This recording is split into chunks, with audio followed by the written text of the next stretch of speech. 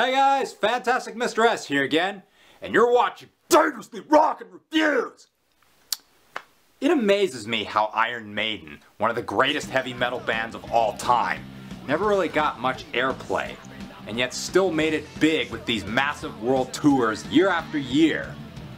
Don't get me wrong, people do know some of their material, like Run to the Hills and The Number of the Beast obviously, and to a lesser extent, The Trooper. And they're all great. But there's one song of theirs that I felt is really overlooked. And that is a miniature epic called Flight of Icarus. Here's why. First of all, there are three kinds of Iron Maiden songs you can make.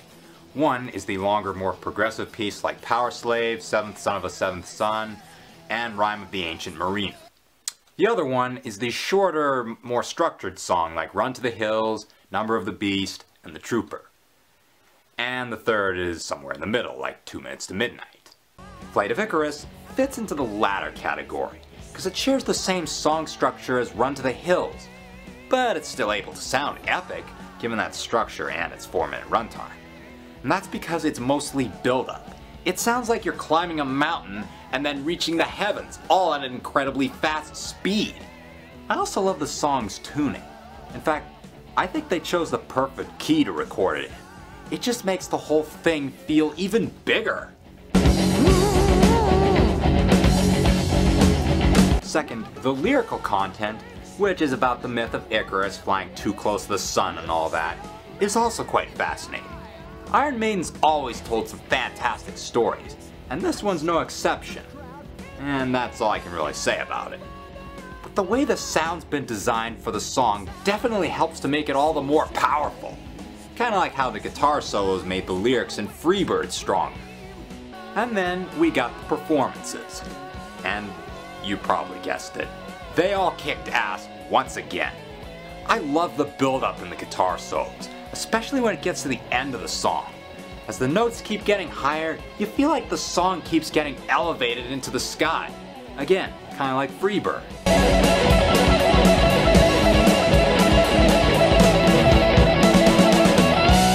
But it's Bruce Dickinson's performance that really captivated me, and his vocals are definitely at their finest here.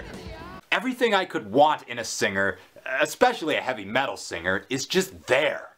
The aggressiveness, the power, the sheer emotion, and the high notes too.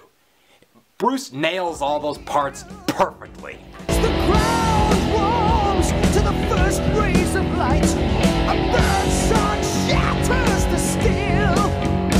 Granted, all his other performances were great too, but none of them could compare with what he brought to Flight of Icarus, and I think that's what makes it really stand out. And do I even need to mention that scream at the end?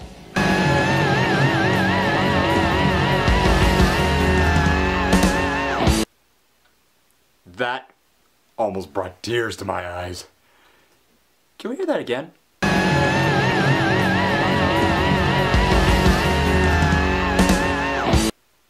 Oh, yes!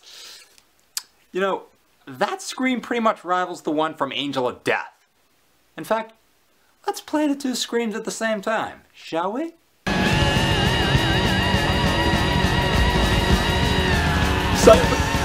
Overload! Too much awesome!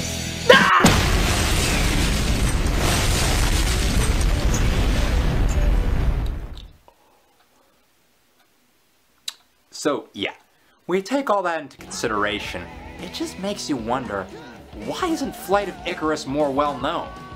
I mean, yes, it did get released as a single when it first came out, but you just don't hear it on the radio these days. Well, at least not where I come from.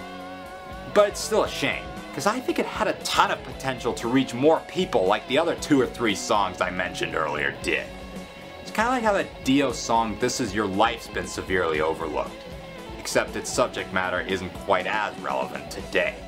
But its words are still compelling, and Iron Maiden literally go above and beyond with their performances, Bruce Dickinson especially. It's just an epic classic that deserves to fly as high as the sun.